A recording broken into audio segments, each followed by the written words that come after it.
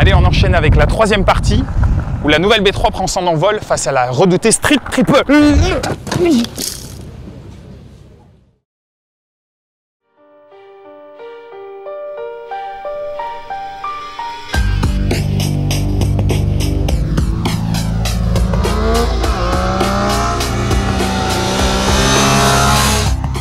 Bon ok, ça fait un bout de temps qu'on vous jambonne avec la Street Air.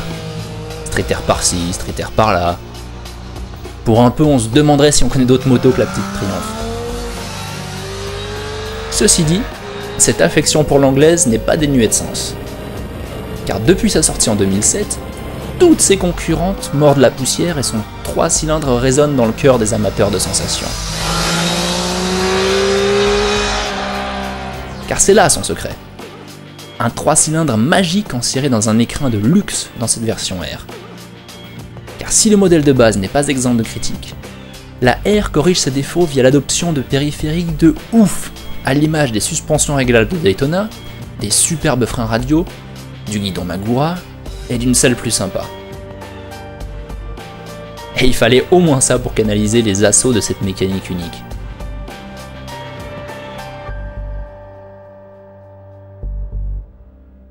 Unique ? Plus maintenant.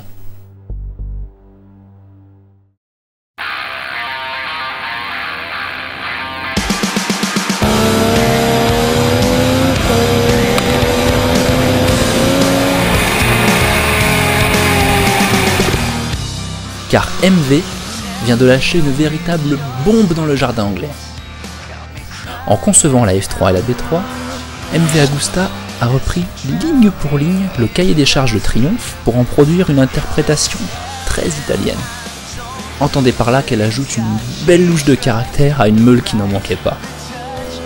Écoutez ce son!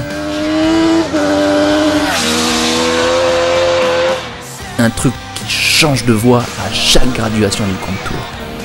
On pourrait passer la journée à l'écouter.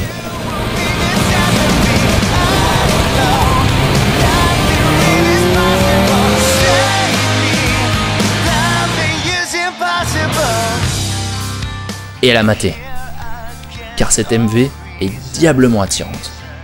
Bon, certains lui reprocheront une ligne qui perd en élégance. Reste qu'elle demeure une des plus belles motos de la production. Notamment son petit cul et l'échappement, dont le coup de crayon tient du coup de génie. Ici, la compacité règne en maître. Le moteur est microscopique et tout est enserré au chausse-pied dans une partie cycle aussi courte qu'étroite. Bon, on regrette quand même que les suspensions bas de gamme ne proposent quasiment aucun réglage, ou que la finition ne soit pas au niveau de celle de la Triumph. Mais c'était la condition à un tarif au ras des pâquerettes. Et puis elle se rattrape via une dotation électronique inédite, incluant un traction control et une cartographie réglable. Et même un shifter pour 400 € de plus. Bref, on pourrait aussi passer la journée à la décrypter.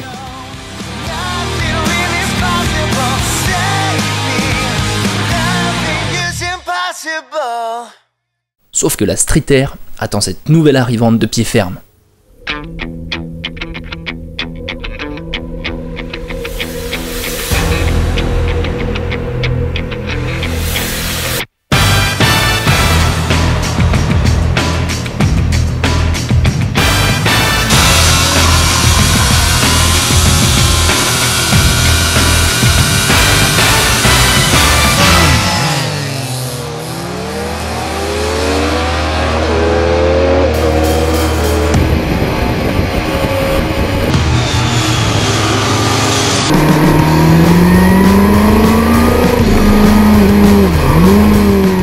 Le plus incroyable réside dans le fait qu'avec des arguments similaires, nos deux machines parviennent à proposer deux personnalités radicalement différentes, efficaces et amusantes de l'autre côté de la Manche, et agressives et démonstratives de l'autre côté des Alpes.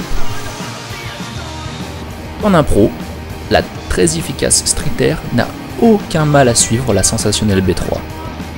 À part sur du billard peut-être, où la MV s'échappe grâce à une mécanique fabuleuse et une géométrie de sportive qui la rend ultra agile.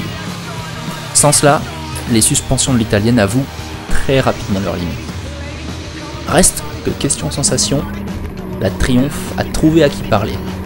Et qu'avec des suspensions et un accélérateur amélioré, la B3 est prête à bouffer de l'anglaise. Messieurs de chez MV, vous savez ce qu'il vous reste à faire.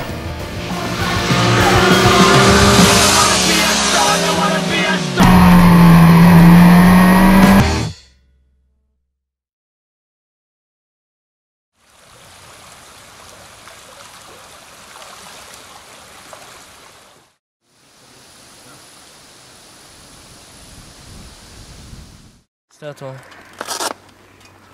Une claque? Il est marrant le nouveau. Il est de mauvaise humeur, il s'est fait tordre. Tu disais? Tu fais trop le mariole. La prochaine page MIB, c'est t'as intérêt à lire Comment le tu vas petit prendre texte. super en cher? Non mais il sait pas lire. Hein. C'est vrai.